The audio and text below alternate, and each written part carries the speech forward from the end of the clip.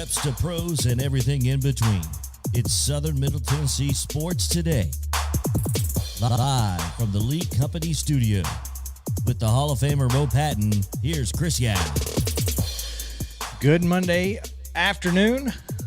Welcome in to Southern Middle Tennessee Sports Today, presented by Mid-Tennessee Bone and Joint. Chris Yow here, along with Mo Patton and J.P. Plant, live from the Lee Company studio and the Front Porch Sports headquarters, WKOM, and for the first time on a Monday afternoon, welcome into our friends in Franklin County who will be here for the long haul.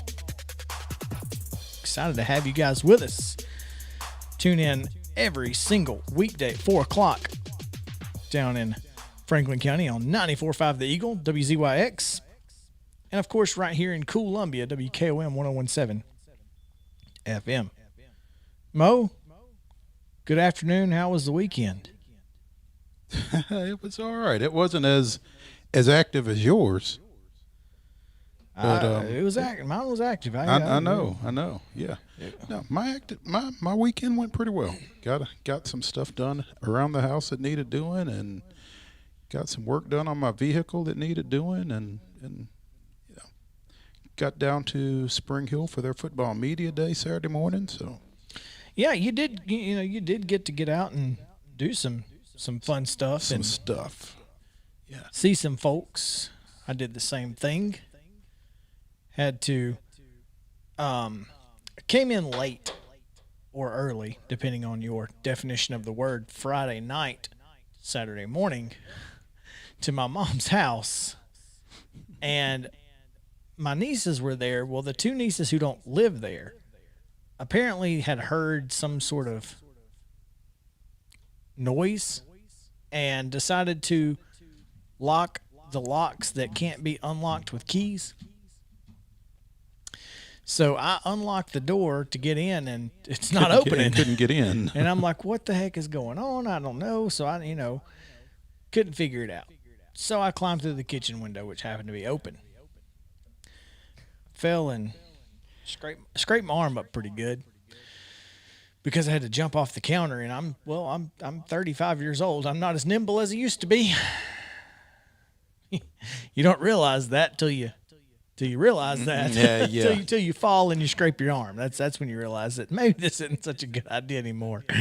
So there was that, and then so Saturday was fun though. Sounds like. Yeah. Saturday was fun. Woke up and I'm like, in a what? breaking into the house kind of way. What happened to my arm? Yeah. When did this happen? So yeah, but other than that, good weekend. Got to see the parentals and whatnot. So. And they got to see Charlie. They got to see Charlie, which is really all that they cared about. I'll be honest with you. Welcome into you guys listening on and watching on Facebook and on Twitter and on LinkedIn and on YouTube / our website, sm-tnsports.com. I got JP, you're going to love this. My dad got set up this weekend. We set him up good. Got him subscribed to the YouTube channel. So now he just goes to YouTube on his Roku, and he can watch us on the 56-inch TV. You get the big 55-inch TV, and that's a lot. It's a lot of Chris and Mo's. All I'm telling you. And yeah, that's dangerous. But here's the cool thing. That is dangerous. The Roku app, you can plug your headphones into your phone, put your headphones in, and you hit the little headphone thing, and you can hear it through your headphones and see it on the TV, and nobody else in the house has to deal with it. So no, I can talk about my nieces, and they won't even know it anymore. Used to, they could hear me on the Alexa, but now they can't. So it's cool. Talk trash about them all I want. Hoodlum kids. Just kidding. They're good kids. You're not. They're good kids. Dad said I woke him up just now. Woke him up. Apparently he was taking his mid-afternoon nap. Nap time? It was. He needs to take those naps and get them done by 4 or 4:05. Apparently. Get on the schedule, Chuck. Come on. Yeah, no doubt. Get on the schedule. What's up? But got us wasting perfectly good lines over here because he's asleep. Right. Speaking of schedules, got a lot to get to on this show. It's jam-packed full of stuff. We've obviously got top stories coming your way here in just a moment. The rundown, of course. We're going to talk Kumar Rocker with MLB.com's Jonathan Mayo in the next segment. We're going to preview Franklin County football. As we told you, WZYX 94.5 The Eagle, what's up? Talk a little Franklin County football later this hour. Next hour, we visit with the voice of the Blue Raiders, Chip Walters. We'll talk about the Atlanta Braves. And then, of course, plenty of college football news to get to. There's college football this month. We will play football this month at every level. I mean, preseason. So this is good. This is good news. I'm here for this. I'm here for all of the football.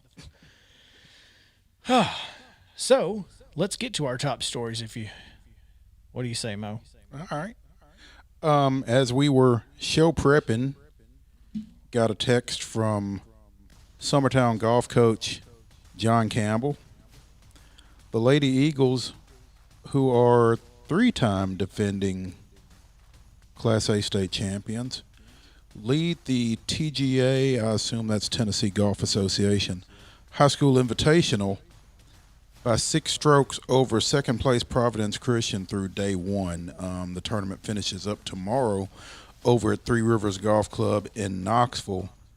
Carly Campbell leads individually with a 2 over 74 out of today, with MTSU commit Laney Campbell shooting a 3 over 75. They are 1-2 in this event. And like I said, Summertown's girls shooting a 5 over par 149 to lead, I think, 6 teams maybe in this event. So hopefully we will get some more good news out of the Lady Eagles following tomorrow's action. Yeah. Getting off to a pretty good start there, obviously. No doubt. Which is not like that. Not unusual. Yeah. Right, Part of the course. Pardon the pun. There will be football played this week in a jamboree fashion. Yeah. We saw over the weekend Zion Christian, which we reported last week on the website sm-tnsports.com, has scratched 11-man football and will instead be competing in 8-man football this season. They have a jamboree Saturday at Christian Community School up in White House, and hope to get some more information on that as the week progresses, but they will be in action up there. Did you see the video clip of Jameis Winston talking about learning the Saints system and getting kind of involved in that? So somebody asked me how well are you getting involved in the Saints system? He's like, basically, I'm getting more reps and I'm just gonna, I'm a visual learner, so applying what I'm learning is helping me get there. And Jeff Jordan said, this is me answering questions about 8-man football. I'm a visual learner. We're just gonna have to apply it as we go. So I feel bad for the guy, I really do. He's got a long road ahead to try to learn about 8-man football, and he'll on the fly. I mean, because he's got to learn about it and coach it. Yeah, everybody over there is learning about it at the same time. So I guess seems like good of a plan as any. But yeah, Saturday, Christian Community School, Zion Christian will play in their first 8-man football contest against another program less than a week after finding out they were going to be playing this type of football. So There you go. Other scrimmages over the weekend, there were several. There's an article on sm-tnsports.com. I talked with Spring Hill coach Ben Martin, Columbia interim coach John Moore.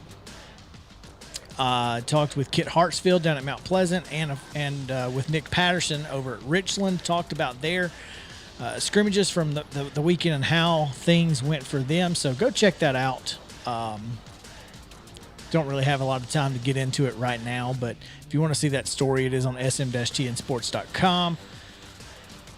Finally, other stories. There's also a story from the Overton Independence scrimmage that took place on Friday regarding Independence's quarterback, senior Joe Cummings. So. And it's I'm telling you, that's going to be a fun story to watch unfold all year long. Yeah. Other stories on the website, a couple of coaching moves over the weekend. Yeah, and congratulations to John Farmer and Doug Sharp for no longer having to field our calls on this Ain't subject. no doubt. Yeah. Spring Hill announced late last week that former Mississippi high school basketball coach Wayne Fortenberry will take over the Lady Raiders program, and Culleoka has named former Culleoka student Zion Christian graduate Catherine Upshaw as their new girls basketball coach. So they both got those spots filled, and like I said, are very happy to do so. No question, especially on the Spring Hill side. This is a guy who's, won some state championships, and his resume is as good as any. It's quite impressive. I mean, yeah, it's quite impressive. So that's going to be that's a big hire for Spring Hill. Congratulations to them. And looking forward to this kindergarten teacher making coaching moves. Kindergarten coach, as opposed to kindergarten cop. Yeah.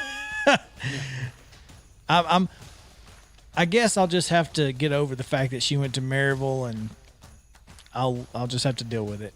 You were only at Huntington for a year. Yeah, but they were the ones who got into the tournament, even though we beat them 3 times and won the conference championship, and they still got in the NCAA tournament. We beat them 3 times.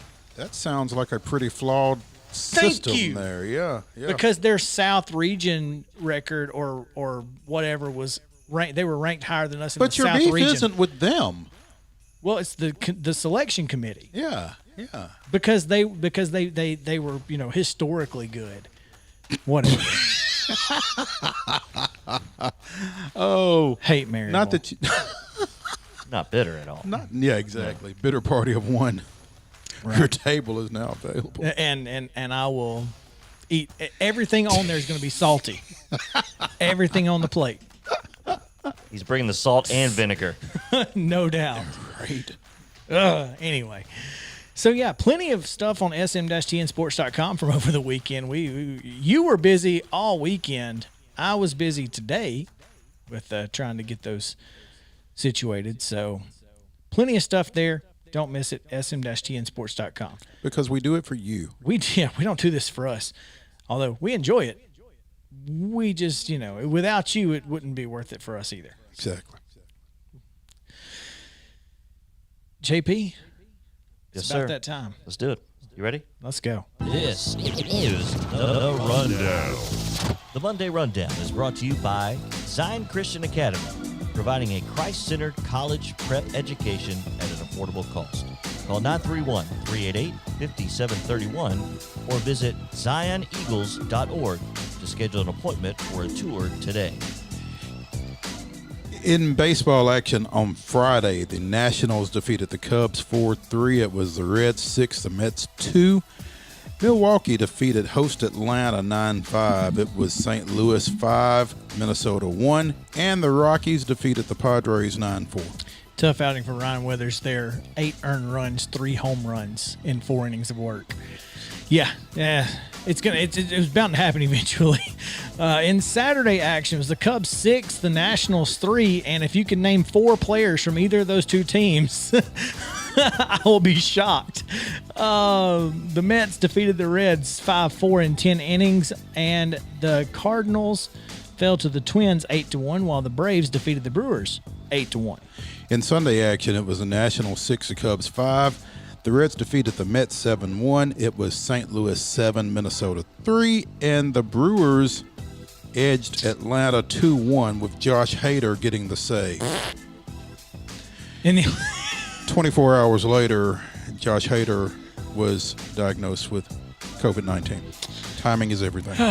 In Olympic action, women's soccer, the women's national team, the United States women's national team fell to Canada in the semifinals, sending them to the bronze medal game, 1-0 in that one. It was Japan in 10 innings, a 7-6 winner over USA, eliminating USA from medal opportunities.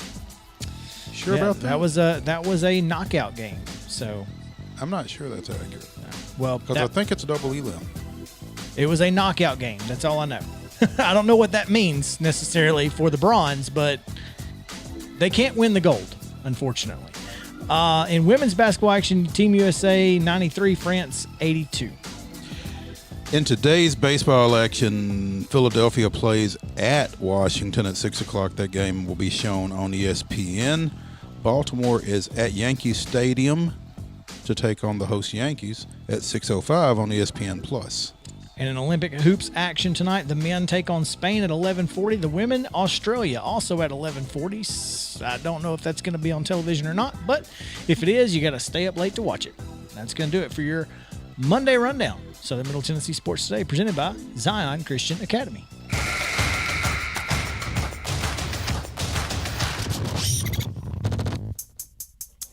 Jonathan Mayo, MLB.com, talking Kumar Rocker on the other side of the break. So stick around. Don't want to miss it. Southern Middle Tennessee Sports Today, presented by Mid-Tennessee Bone and Joint. We'll be right back right after this.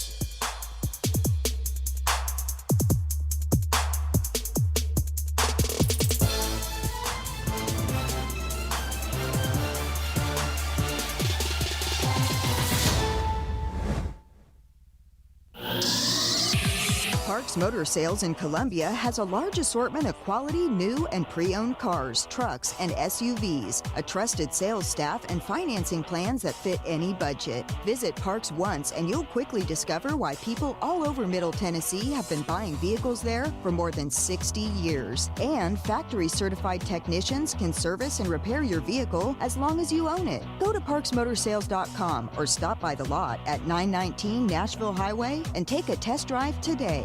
Are you thinking about a new fence? Maybe you need a pole barn. Then you should give Sands Fence Company a call. That's 931-309-1644. Will Sands has built his business based on the principles of honesty, quality, and integrity. Sands Fence Company has been in business for over 20 years, providing the community with farm, residential, and commercial fencing, as well as pole barns and buildings. Call today for a free estimate. Sands Fence Company, 931-309-1644. 931-309-1644.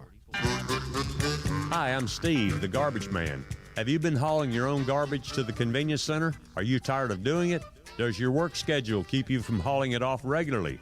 Is your teenage son not taking it off like he promised when he got his driver's license? Do you have something better to do on Saturday? If any of these questions strike home to you, call the garbage man at 931-540-0919 and your problem will be solved. Do you know Tillis Jewelry creates custom one-of-a-kind pieces that are available in our store now? Hello, this is Rick Tillis, and that's right. We are known for our custom designs. We create jewelry using old mine cut or European cut diamonds to rare colored gemstones. We create these custom pieces for each season. I'm sure you can find something for yourself or a loved one. Stop by our showroom and try on a Tillis Jewelry custom piece today. Follow us on Facebook and Instagram to view our designs and much more. American Standard Heating and Air Conditioning is built to a higher standard, so you can focus on the problems in your life that actually matter, like the drywall that somehow isn't. American Standard Heating and Air Conditioning, built to a higher standard. Call Davis Heating and Cooling at 931-388-2090. Davis Heating and Cooling is your local American Standard dealer and proudly serves the Murray County area. Find Davis Heating and Cooling online and on Facebook or call today, 388-2090. For 40 years, Beck Dental Care has been the personalized and comfortable option for the health of your smile. The caring staff maintains a high level of safety protocols and attention to detail. Advanced technology provides your choice of sedation and the best of dental implant solutions to restore complete oral health. Open until 7 p.m. 2 nights a week. 931-388-8452. Beck Dental Care in Columbia, 1603 Rosewood Drive.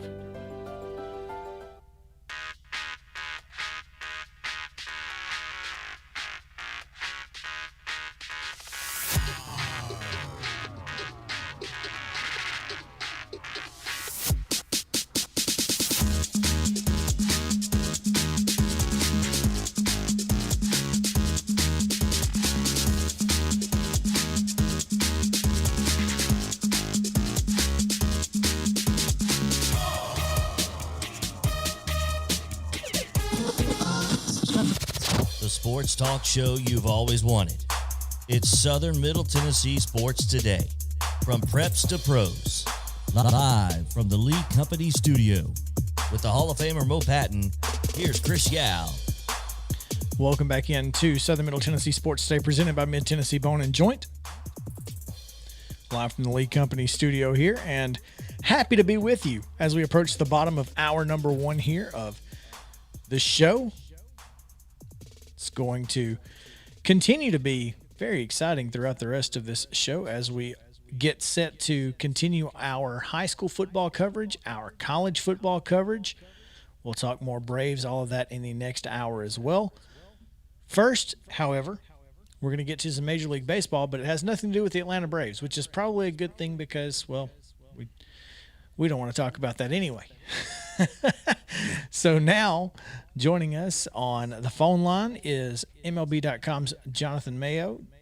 Jonathan, welcome in. Thanks for coming on with us, man. My pleasure.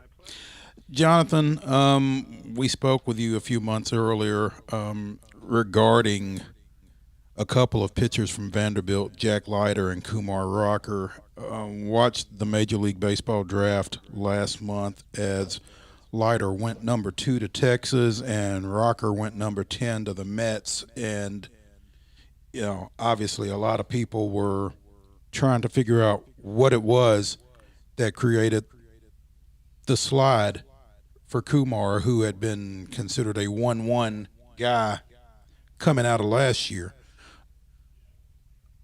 Obviously, as things have progressed, he and the Mets did not sign. Some medical issues, supposedly. The deadline was yesterday. They did not come to an agreement. What do you see happening for Kumar Rocker at this point? Yeah, there's a lot to unpack since the last time we spoke, right? Yeah, and you know, the first thing I want, you know, your listeners to understand is like Kumar Rocker did not end up number 10 because of these medical issues that came up. No one knew anything about them, you know, until after he was taken. I think it was more just, you know, you start really picking apart guys. You're thinking about the top and, you know, numbers wise, he was good, but his stuff backed up some for much of the season. He wasn't throwing as hard. Command remains an issue. There's a lot of the things I think we talked about the last time we spoke, even though he was the perceived sort of top guy heading into the year. And then there were just teams that weren't going to take him in that sort of back half of the first round. So that said, what will happen now is I would imagine, I mean, because reportedly he is not planning on going back to Vanderbilt. So my guess is he will find some place to pitch. You know, he'll have to prove to people that he is indeed healthy as you know, his camp is maintained. So if I had to guess as of right now, we'll see him pitching in some independent league, at some point in the spring leading up to the draft so teams can see him and scout him and sort of check out his progress. Jonathan Mayo from MLB.com. Why would Vanderbilt, and obviously I'm asking you to speculate, why would Vanderbilt not be an option? I mean, it certainly could be an option. And yes, this is all speculation. We don't even really know exactly what the issues were. There's just been sort of hints of what the Mets felt they saw in the medical report. I think, you know, it's certainly an option because he was, you know, the main objective is he wants to make, you know, he's going to be eligible for next year's draft, regardless of where he goes, by the way. Like there's some talk, and this has been brought up before, like, well, he could go to Japan, and he could, but he still would have to re-enter the draft. It wouldn't make him a free agent. I think the biggest reason for him to go the indie ball route rather than going back to Vanderbilt is that it's a much more controllable situation. You know, if he goes back to Vanderbilt, we're talking about another 100 innings. You know, while I believe that Tim Corbin handles his pitchers about as well as any college, you know, big time college coach does in terms of not overusing them. That's still you know, however many starts it ends up being, over the course of a college season. While if he goes to independent league ball, he can pretty much dictate when he throws, for how long.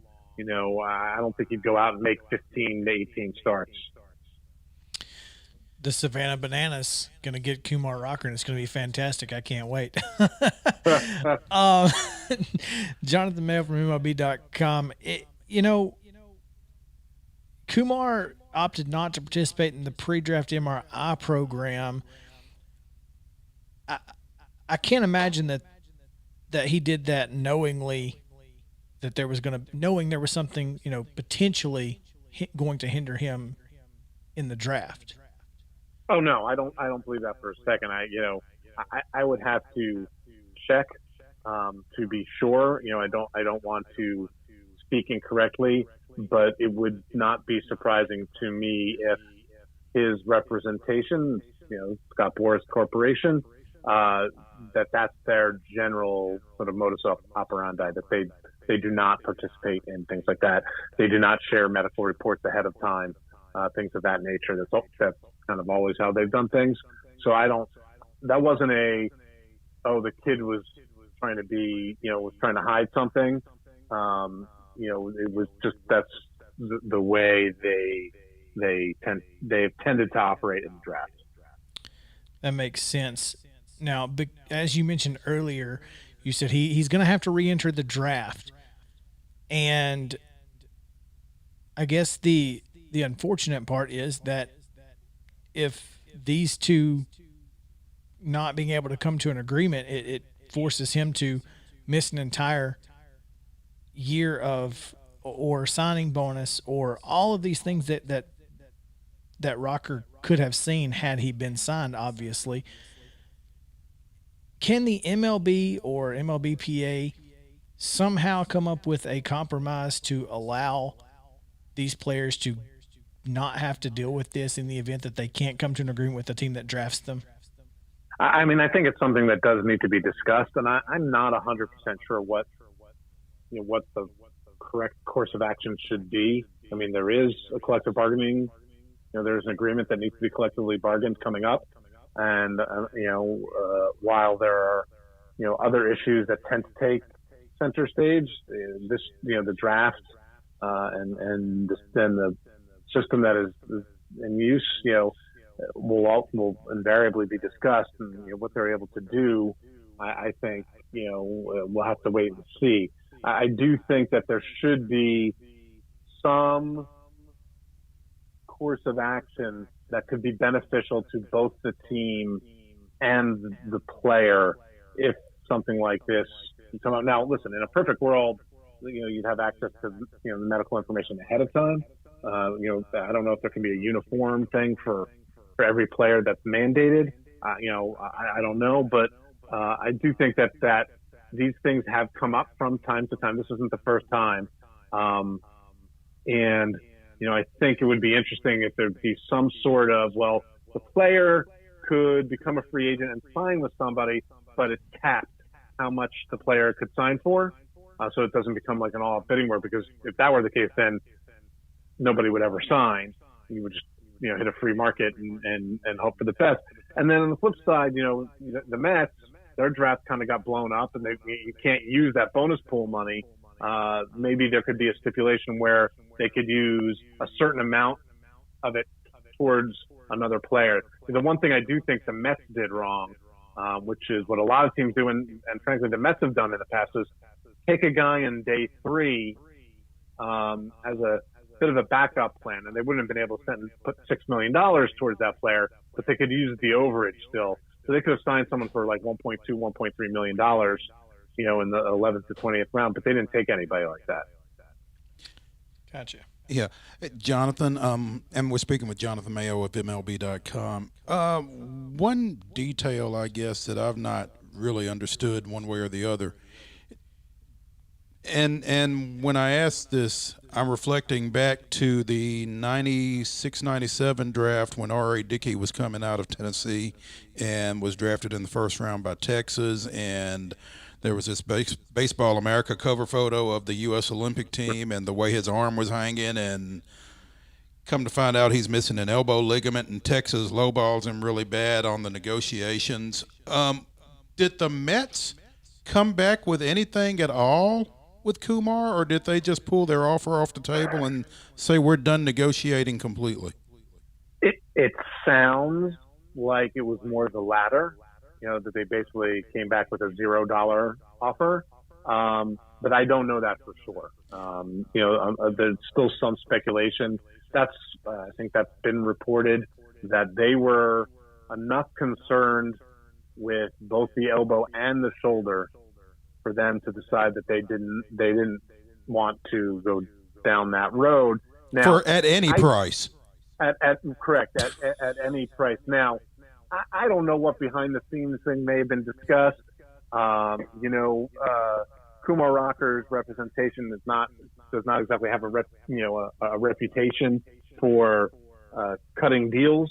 Although they've had guys who are hurt who signed for less money, but this, I think the biggest impasse was caused is that the Mets saw a ton of concern, and the Kumar Rocker camp thought he was fine, right?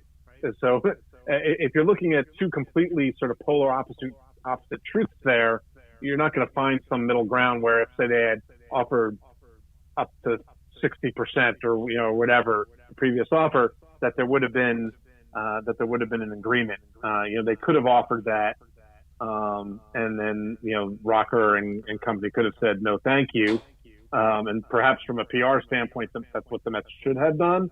But I also don't know what was actually said versus what's been somewhat reported. We're shooting a lot of darts in the dark with what's gone on here, and I don't know that we'll ever fully truly know what transpired. But we do know that there was enough distance in terms of what the perception was regarding the health of his right arm that led to this conclusion. Yeah, I believe it was your colleague Anthony DiComo who said the Mets did not extend an offer after reviewing the right-hander's medicals. So there you go. I mean, it's seems like they were pretty dead set. I mean, and the Mets have a recent history of taking a guy and signing him despite needing Tommy John surgery. So it's not like, I mean, they really must think there's something really bad wrong. I mean, because that's your number 10 pick. Yeah. Yep. And their whole draft was built around that, right? So if it was just the elbow, and again, I'm gonna couch this over and over and over again. I am speculating completely. Yeah. I get very uneasy talking about injuries right. when there's so much unknown. But I think if it were just the elbow, or he had already blown out, like Lucas Giolito, several years, or even Clark Schmidt when the Yankees took him a few years ago. And he had already had Tommy John surgery, or you knew he was going to have it right away. And then sometimes in the physicals, that comes up that's going to happen, and teams cut deals because of that. If that was it, then I think maybe they would have figured something out.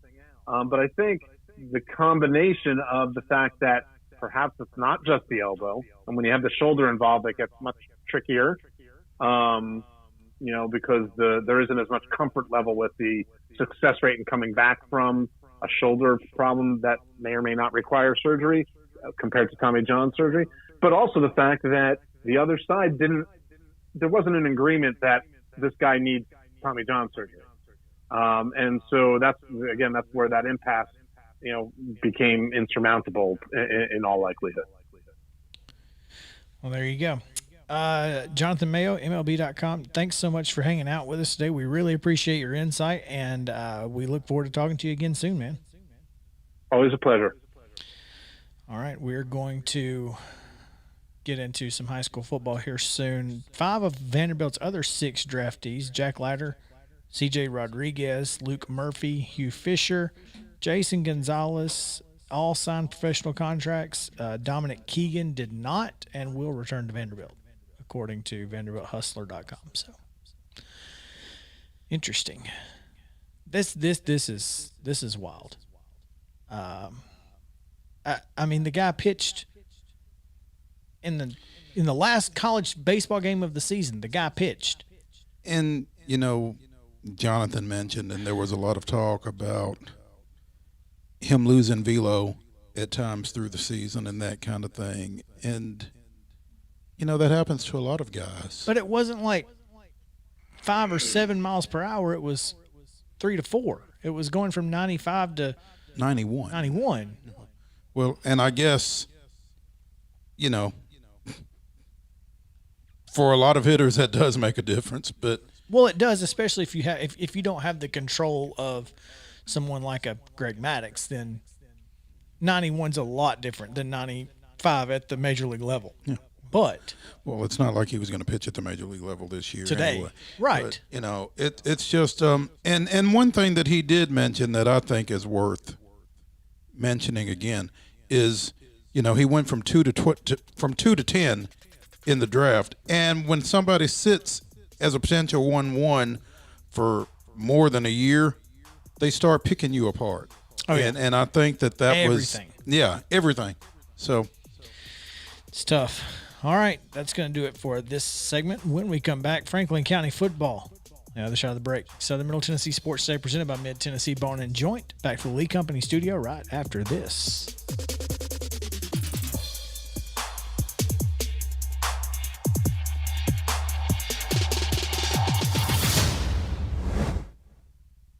One-stop shopping. That's why so many people shop Chrysler Dodge Jeep Ram Fiat of Columbia. As the #1 volume CDJR dealer in Tennessee, we offer the largest selection of new Ram, Jeep, Dodge, and Chrysler vehicles. And when you have the largest selection of new, you have the largest selection of used, too. Combine that with state-of-the-art fast, accurate service, and you've got Tennessee's #1 volume dealer. Shop online at Chrysler Dodge Jeep Ram of Columbia.net. Middle Tennessee's Ram Truck and Jeep headquarters. You can count on us. Based on combined retail and fleet sales as reported by Chrysler in the state of Tennessee in 2019.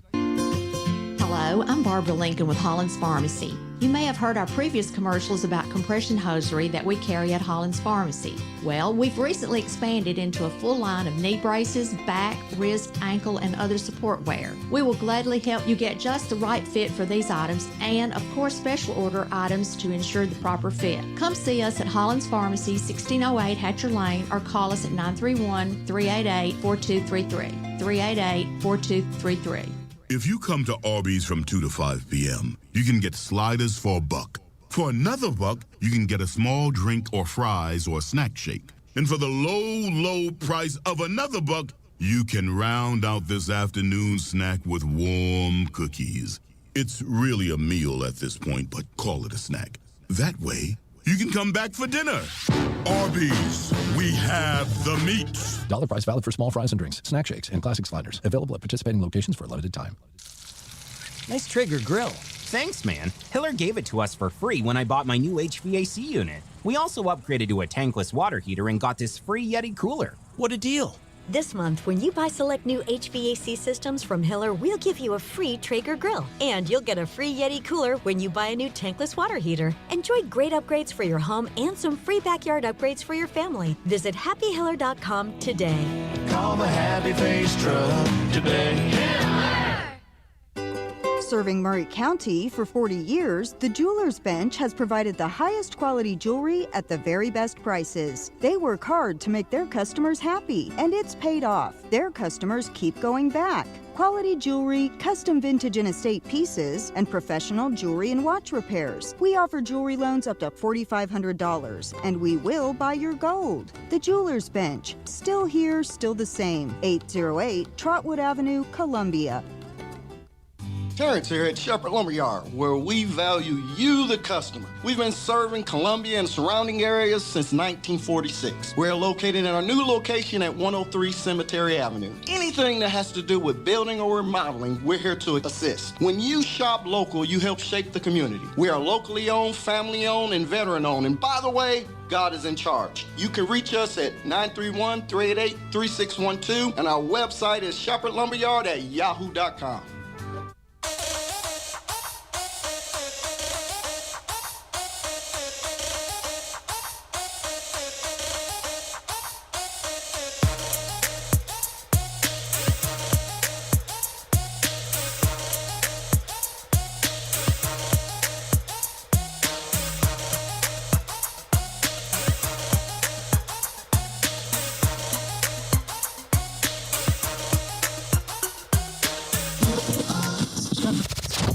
Local sports talk you'll only find here.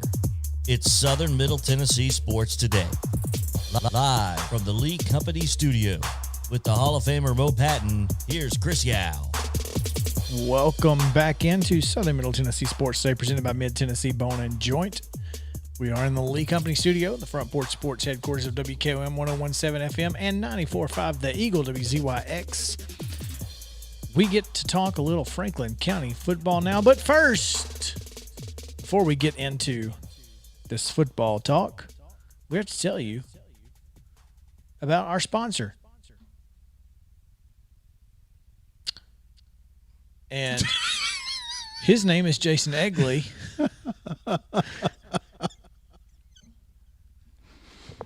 Are you ready for it? Yep. Sure. Yep. Whenever Jason you Egley is are. proud to be your local farmer's agent. Give him a call at 615-250-2723, 615-250-2723, and get smart about your coverage. If you are an educator or a teacher, Jason's going to give you a discount. So make sure to give Jason Egley a call. Lawrenceburg native, Jason Egley. Gotta love him. Buzz. That's Buzz, buzz. 615-250-2723. Again, get smart about your coverage and call Jason Egley, your local farmer's agent. Underwritten by Farmers Truck Fire Insurance Exchanges and Affiliates. Products not available in every state.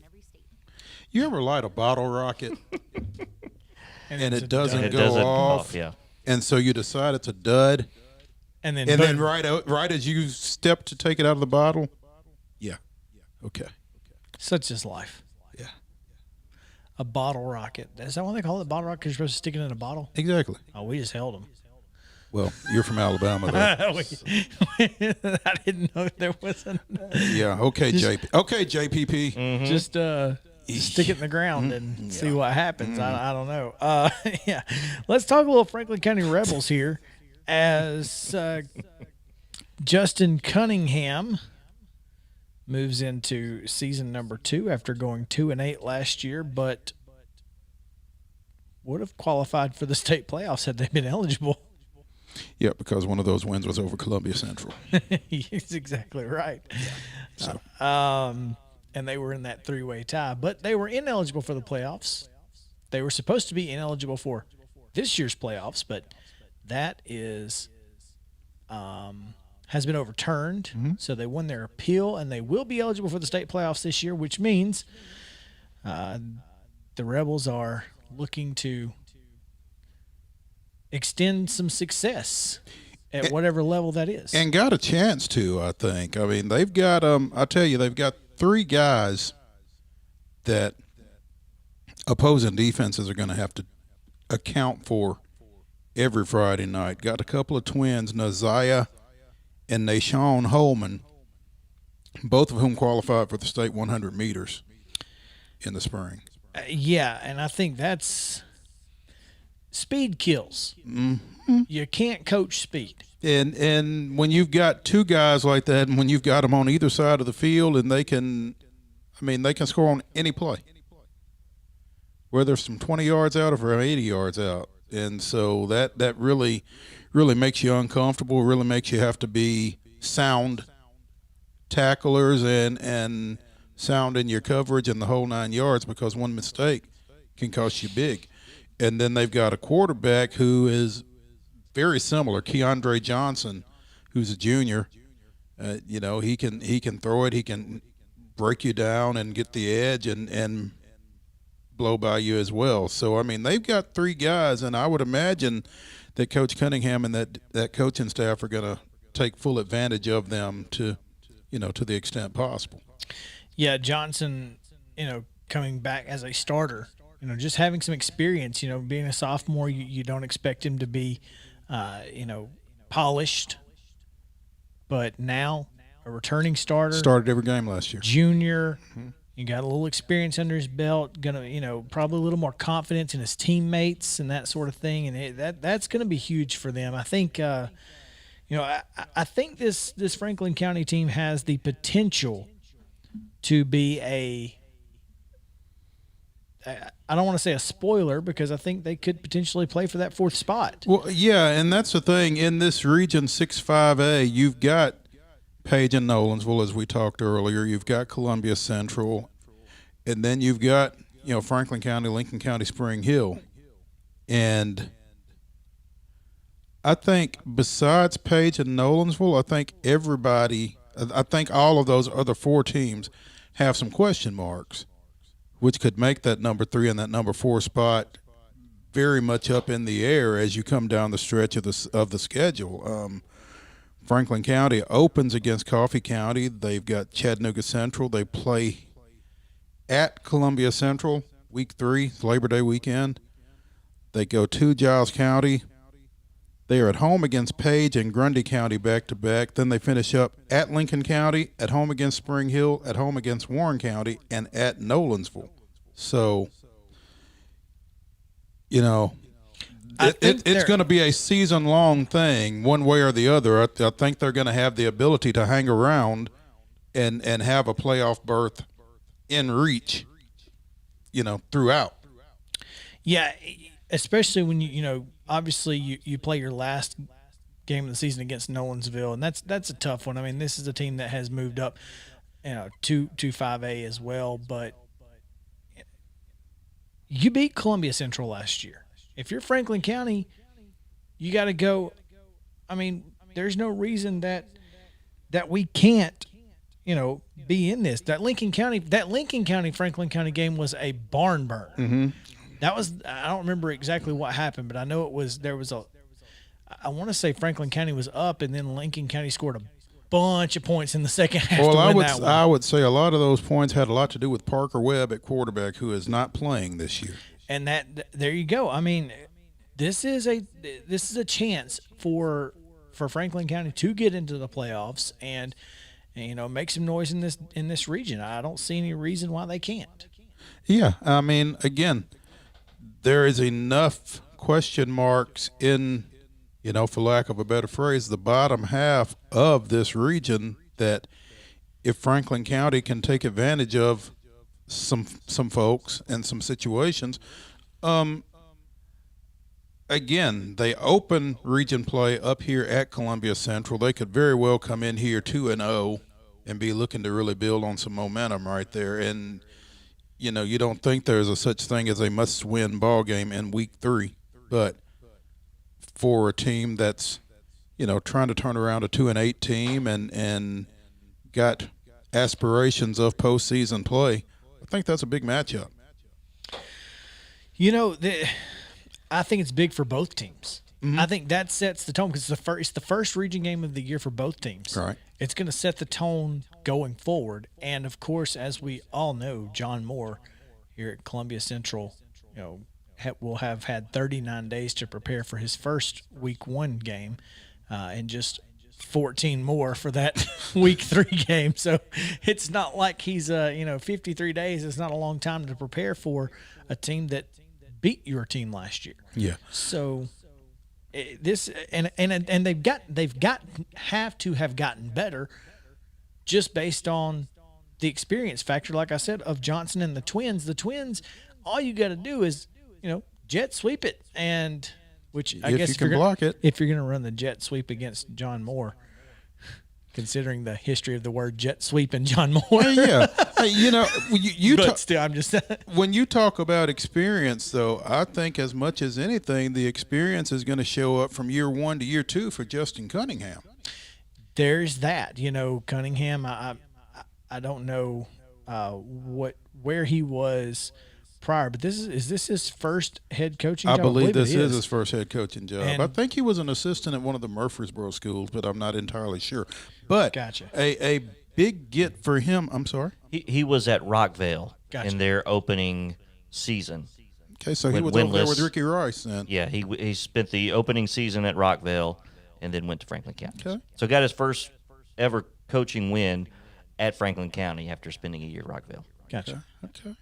Interesting. Good knowledge there, Mr. Plant. Thank you. Buzz. Yeah. Well, it's I talked to the fine folks down there in Franklin County, Al and Jeff. They know their stuff, and so I recalled that little tidbit of information. Oh, speaking of Al, hope he's doing okay. Yes, Al, I'm sure you're listening, and we are thinking about you. Absolutely. One other arrow in Justin Cunningham's quiver this year, Tracy Hayworth. Oh, yeah. Former Franklin County Rebel, former UT defensive lineman, former NFL guy, who was dismissed at Grundy County over the offseason, has joined the staff at his alma mater. Better circle that that September 24th game. You think? Yeah, and I'm pretty sure, I think that's actually at Grundy County. I know, but I think it's at Grundy County. Well, and that was the game where Franklin County got their first win last year. So all I'm saying is circle that one, because I'm sure there's going to be some fireworks. Keep an eye on it.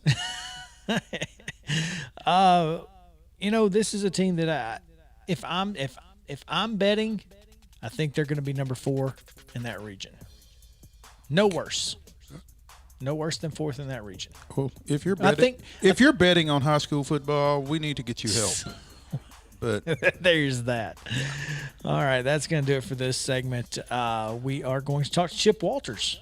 Speaking of Murfreesboro, on the other side of the break, the voice of the Blue Raiders joins us, and we'll get to talk about his trip to the Dimple last week and much more. So stick around on Southern Middle Tennessee Sports Today. And once again, want to thank Jason Egley for sponsoring this segment. And if you're a teacher, give Jason a call. Seriously, we appreciate it. On the other side of the hour, next hour, Chip Walters, Braves, college football, all coming up. Stick around. Southern Middle Tennessee Sports Today, presented by Mid-Tennessee Bone and Joint. We'll be right back to the Lee Company studio right after this.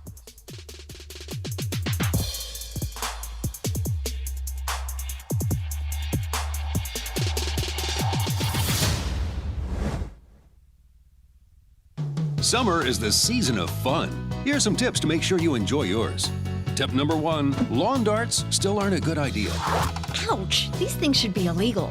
I think they are. Tip number 2, you're never too old to chase the ice cream truck. Hey, slow down. I just want a dreamsicle. And tip number 3, if you're looking for some real summer fun, play the Summer Instant Games, only from the Tennessee Lottery. Game-changing fun. Please play responsibly. John here.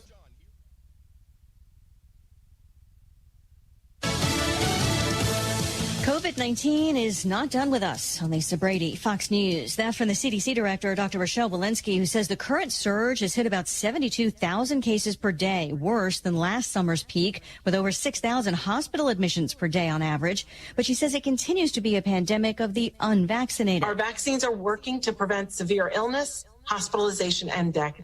And if you are not vaccinated, please protect yourself and get vaccinated. More states are rolling out vaccine mandates, but not for the general public. Colorado Governor Jared Polis. Effective September 20th, all state employees either need to be vaccinated against COVID, demonstrate that, or they need to be tested for COVID twice a week to help keep it out of the workplace. New Jersey is requiring state healthcare employees and jail workers to be vaccinated or test twice a week. And New York Governor Andrew Cuomo is expanding his state mandate to include workers in New York City airports and public transit. Meantime, indoor mask mandates making a comeback in Louisiana and 6 counties in the San Francisco Bay Area. A U.S. senator has a breakthrough case of COVID. South Carolina Republican Lindsey Graham tested positive for COVID-19, he says, after feeling flu-like symptoms over the weekend. In a statement, Graham says he is fully vaccinated and glad because without vaccination, he is certain his symptoms would be far worse. Graham describes feeling like he has a sinus infection. He will quarantine for 10 days. That likely means Graham will not be available to vote on a bipartisan infrastructure bill being considered in the Senate this week. Fox's Jared Halpern on Capitol Hill. The White House not ruling out legal action after a federal moratorium on evictions expired over the weekend. But for now, it says the CDC hasn't found legal authority for another extension. So it's urging more states to extend their eviction bans and to speed up the distribution of money allocated by Congress to help renters and landlords. America is listening to Fox News.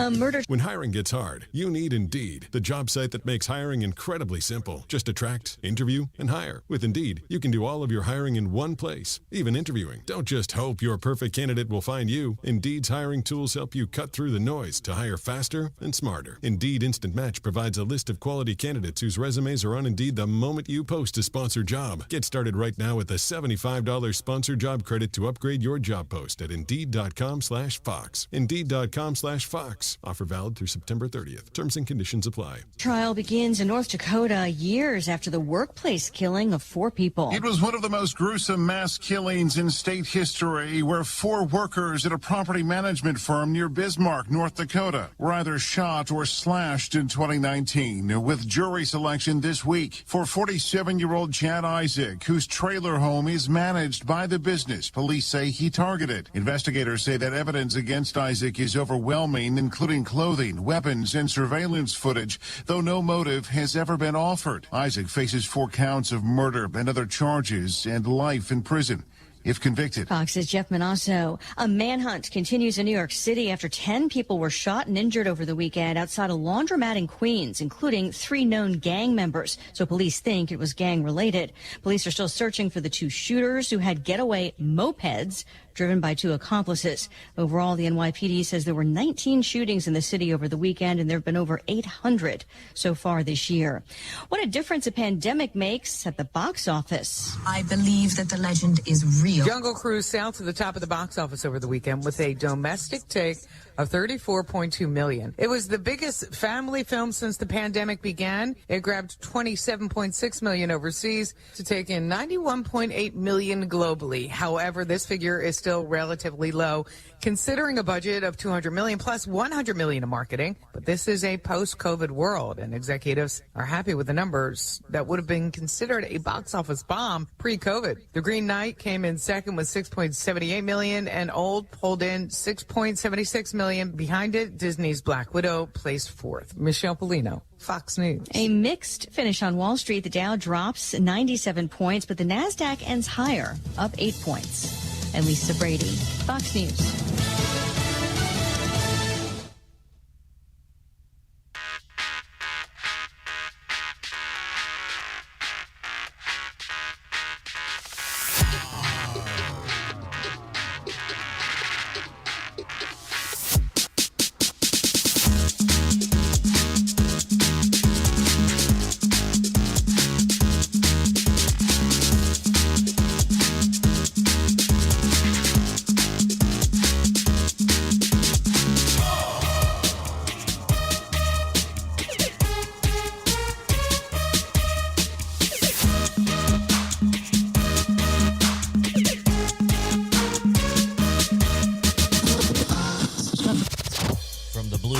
To the two-tone blue, covering the teams you care about. It's only on Southern Middle Tennessee Sports Today. Live from the Lee Company studio with the Hall of Famer Mo Patton, here's Chris Yow. Welcome back into hour number 2 of Southern Middle Tennessee Sports Today, presented by Mid-Tennessee Bone and Joint. Chris Yow, Mo Patton, JP Plant on the board and the video, and all things exciting as he works. You hear the buzz. He works really hard over here to try to get it all in. And without our interns, it's a lot. And most of the time he does get it all in a timely fashion. Every now and then. Timely, yes. Every now and then it'll you get have in, just may not be in a timely fashion. Every now and then you get that bottle rocket that doesn't go off. That misfire. Yeah, that misfire. Yeah, it happens. Trust me. It's not as bad as going blank on a guest's name. Let me just say that. So. Oh, yeah. Right. Hey, before we get to Chip, I just want to mention this. Oh. That's funny. I want to mention this because it just dropped about 10 minutes ago from Joel Klinger and our friends at Main Street Preps. East Robertson's Peyton Smith.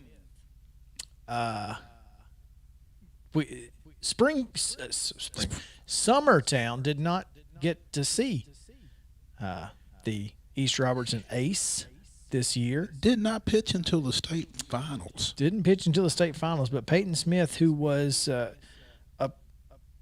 apparently committed to go to Vanderbilt. I'm not sure if he actually signed. I assume he can't. I guess he could have signed. Yeah, he could have. He could have signed. I don't know if he did, but he could have. But he, was planning to go to Vanderbilt and was expecting to get drafted this year. But after 20 rounds of not hearing his name, he said he was disappointed and he and his family talked, and he decided to go a different route. Rather than going to Vanderbilt, he will now travel to Northwest Florida Community College in Niceville, who, by the way, have had somebody drafted each of the last 2 years. So, you know, if you're not going to play Southeastern Conference baseball, there are worse places to go play than Northwest Florida. Ain't that the truth? Yeah. So.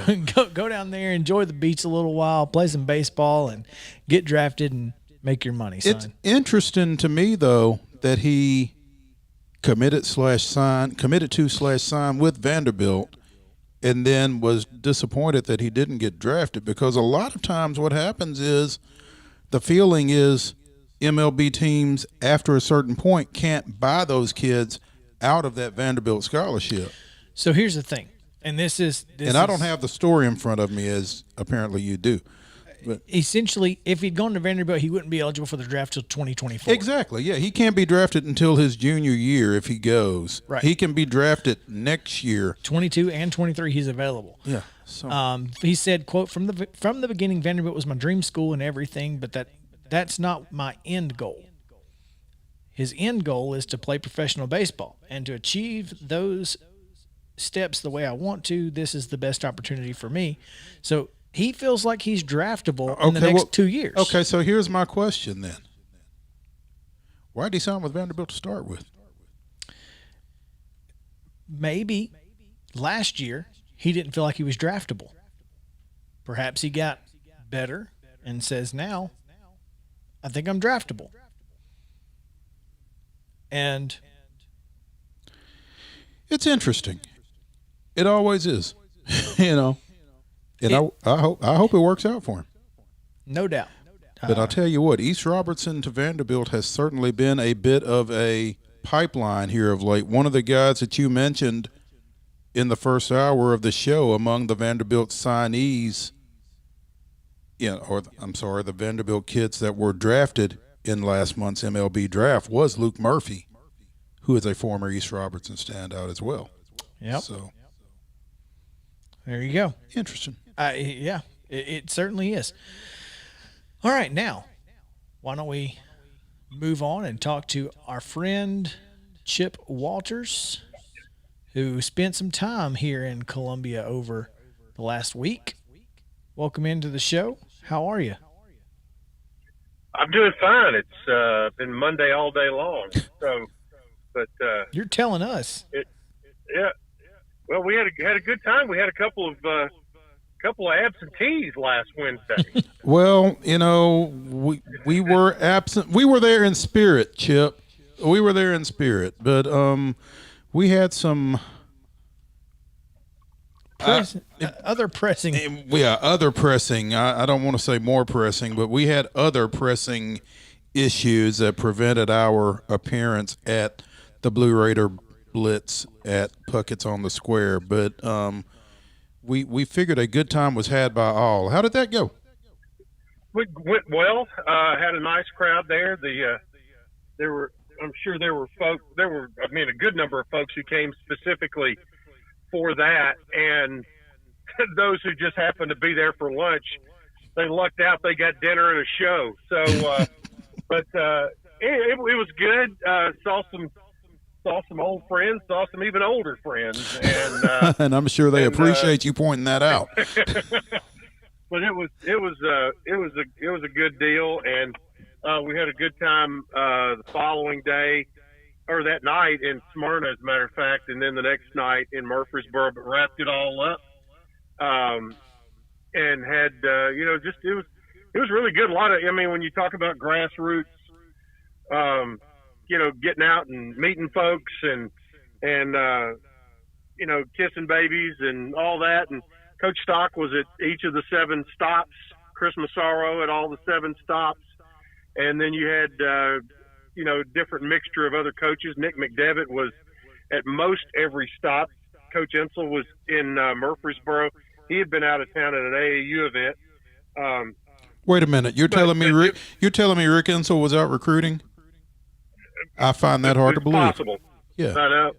Jim Tolman was at the last couple of those, and Oh gosh, all the assistant coaches, they kind of rotated in and out at different ones in football, but the one in Murfreesboro, we had both coordinators. That was the only night we had both coordinators, but that was good. But all in all, it was a very positive thing. Got a lot of good feedback from folks who had a chance to come out and visit, and sold a few tickets. And now we're into this week. On Friday, they will actually practice begin. So it's time to get down to it now. It'll be four Saturdays from right now. We'll be playing football. Goodness, that's pretty amazing when you think about it. Chip Walker is the voice of the Blue Raiders, visiting with us here on Southern Middle Tennessee Sports Today. Chip, before we get away from Blue Raider Blitz, who was here other than Stock, Massaro, and yourself?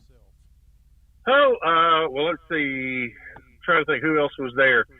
Jeff Breeden was there that day. The softball coach. He may have been. He may Good have been choice the to come only over other, here. If you're a softball coach, come over. Yeah. That's right. I mean, he's not dumb, and so that was. I think he may have been the only other head coach, but had some fine other Blue Raiders, like former 1972 student body president Judge Bobby Sands was over there. Our guy Bill Marbett was over there. He and Lee came over.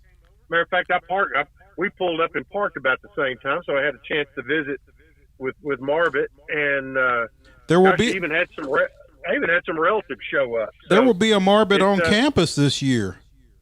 Yeah, exactly. Yeah, Jackson is a baseball signee with the Blue Raiders out of Spring Hill, so looking forward to seeing how he progresses over there. Exactly. So it was all really good, and I do want to thank. I had reached out to Columbia Mayor Chaz Mulder on the day before we went over, and just said, "Hey, do you mind putting this out on your Facebook page or whatever?" Just kind of a little reminder, and actually the city put it out on their Facebook page, and we really appreciated that, and helped get the word out. Well,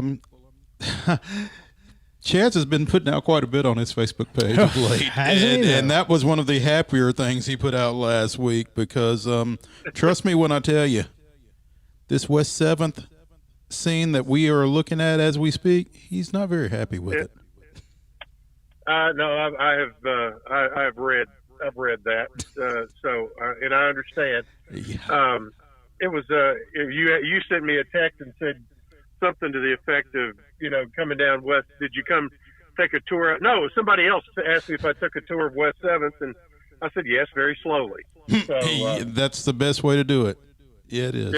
Yep, it'll get done hopefully sooner than later. So practice starts Friday, huh? It does, and it's going to be, and it's the coaches. They've all been, talking the right kind of language. I think everybody looks and sees, what's the first position folks look at? Quarterback. Mm-hmm. Middle signed a transfer from NC State, and but the coaches are not crowning him immediately. They still continue to talk about the competition, and Chase Cunningham has had a good bit of playing time over the last couple of years, and he's not going to go down without a fight. And if it does end up being Bailey Hockman, he's going to be better for that. Mm-hmm. And the same with Mike DeLello. You've got competition at a lot of key positions. It's going to be interesting to see who comes out and ends up at the top of the depth chart at running back, also at wide receiver. Those are going to be interesting to see how they all stack up. But I think with the additions they've made, both with football, at running back and at wide receiver, they're gonna be better for it in the end. And I think, Chip, as we have talked so frequently over this off season. I think that with Brett Dearman coming in as offensive coordinator and with him looking to establish a more conventional running game, I think that's going to be pretty exciting with the two running backs that you've got coming back that opted out of last season and that kind of thing. Both guys who have the potential to be pretty productive in the run game. I think so. And, I mean, you've got guys who have played at the highest level and have had success. And, you know, you've got a running back, and then you do have Hockman. And you've got a couple of offensive linemen that will come in to bolster that. You know, the big kid from Georgia, Notori Johnson, and then you've got another from Arizona. So it's it's going to be a lot of fun starting on Friday. And Coach Stock, you know, it looks like we have a nice weather and temperature today. But it's going to get nice and hot again by the end of the week, just like Stock likes it. Yeah, you know, that's what I was thinking when I stepped out of the house today. You know, these high school coaches don't really like it when it's like this time of year. They want it about 10 degrees hotter because they know, you know, the first couple of weeks of the season it's going to be that way, and you can't get these guys ready for it unless it is hot. That's exactly right. You're right. One other note before I get out of here is that men's basketball. Thanks for stealing my question. They just took the words right out of my mouth. I thought you'd never ask. So, I was trying, literally. Hey, I was trying to, but Mo don't let me get a word in edgewise when he's talking to you. Y'all got connections. There you go. The non-conference schedule has finished up, and Middle will open up with 3 straight at home with Brescia out of Kentucky, Bethune-Cookman, and Winthrop. Then they go to Cancun after a stop on the way in Nacogdoches, Texas, against Stephen F. Austin. And then when they get back, they will have a game against Bryan, and they will play 2 games against Martin, one at home, one on the road. And they'll go to Murray State and Ole Miss. Back down to the pavilion, and we'll wrap it up before the new year. It'll be against Coastal Carolina, and then a road game at Chattanooga on December 22nd, and then they will start the conference schedule right after that. That's going to be fun. Has Operation Get Chip to Cancun finished up? Well, we'll have a telethon here soon. Gonna start a GoFundMe, huh? Yeah, whatever it takes, we'll get there. Oh, Chip. All right, boys. Thank you, man. We appreciate your time. All right, I'll holler at you next week. Sounds good, Chip. Thank you. All right, that's Chip Walters. GoBlueRaiders.com if you are looking to get to some Blue Raiders football games this year. They open against Monmouth. Yes, as we talked about last week on Friday. With Jordan Campbell. With Jordan Campbell, that's correct. So, yeah, let's take a break, JP, because when we come back, we're going to talk about the Braves, kind of, ish. So, yeah, for better or for worse, Braves baseball coming up on Southern Middle Tennessee Sports Today, presented by Mid-Tennessee Bone and Joint. Be right back after this.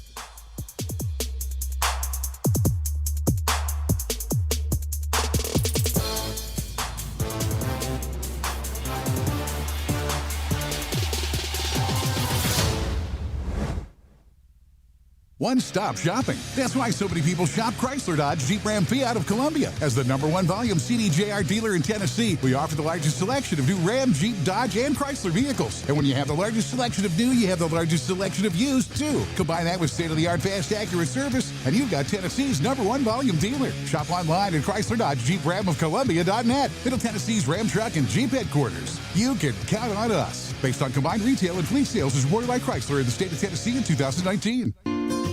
Hello, I'm Barbara Lincoln with Hollins Pharmacy. You may have heard our previous commercials about compression hosiery that we carry at Holland's Pharmacy.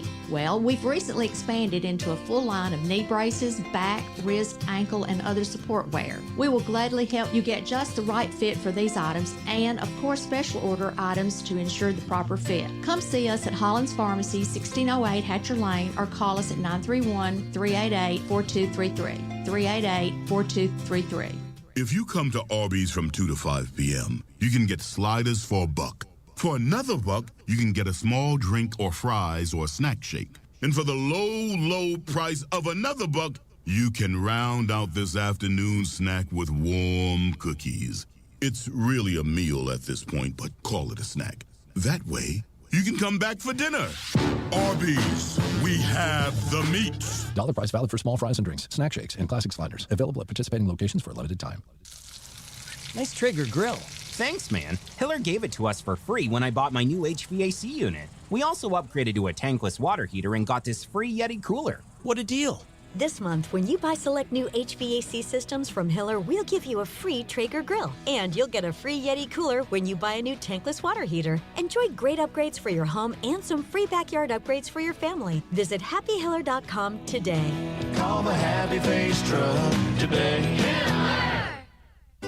Serving Murray County for 40 years, the Jewelers Bench has provided the highest quality jewelry at the very best prices. They work hard to make their customers happy, and it's paid off. Their customers keep going back. Quality jewelry, custom vintage and estate pieces, and professional jewelry and watch repairs. We offer jewelry loans up to $4,500, and we will buy your gold. The Jewelers Bench, still here, still the same. 808 Trotwood Avenue, Columbia. Terrence here at Shepherd Lumberyard, where we value you, the customer. We've been serving Columbia and surrounding areas since 1946. We're located in our new location at 103 Cemetery Avenue. Anything that has to do with building or remodeling, we're here to assist. When you shop local, you help shape the community. We are locally owned, family owned, and veteran owned. And by the way, God is in charge. You can reach us at 931-388-3612, and our website is shepherdlumberyard@yahoo.com.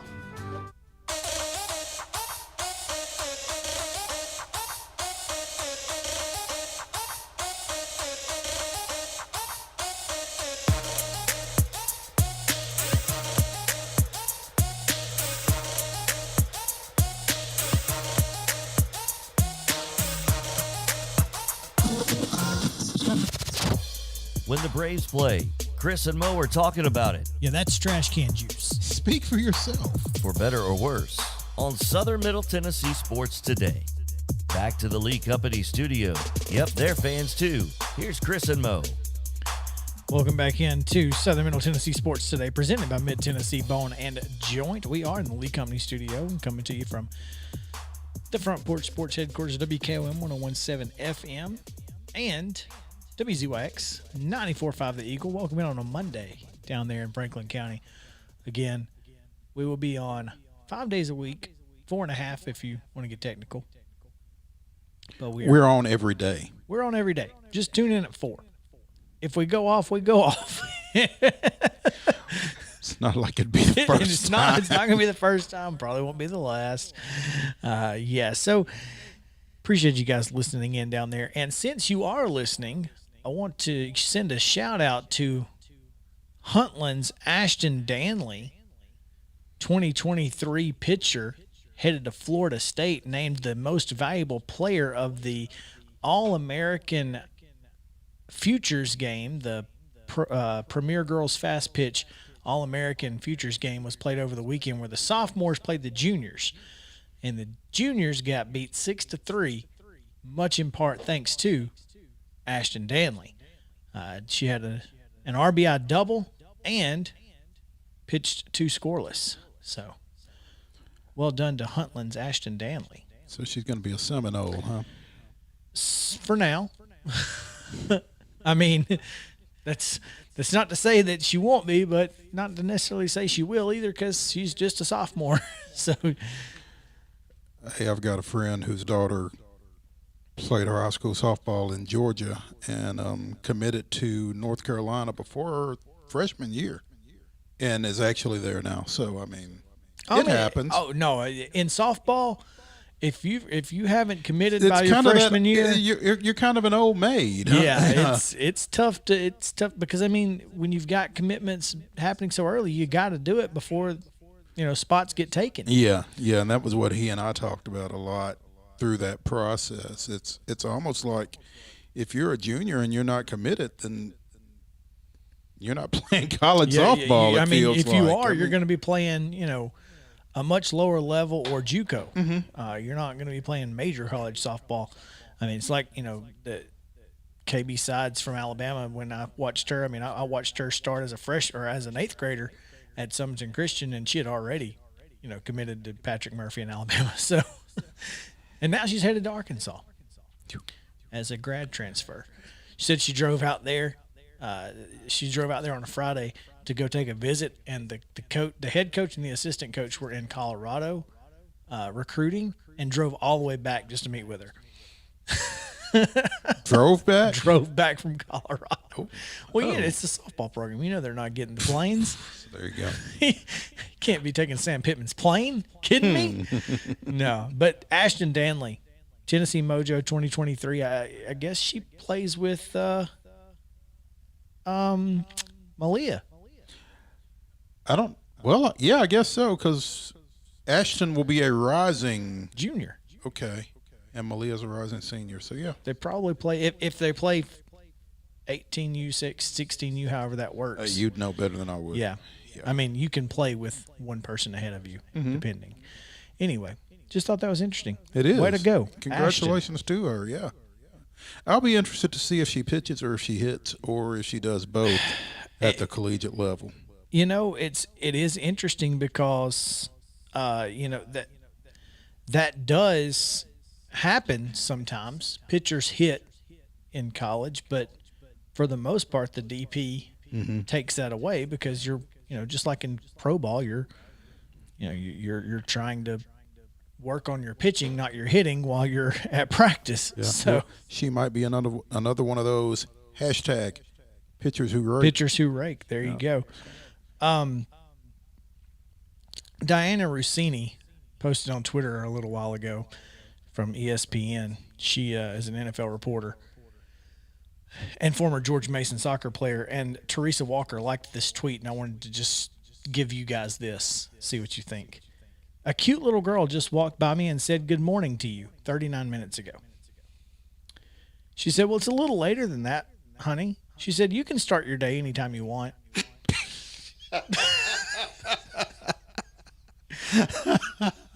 My mind was blown.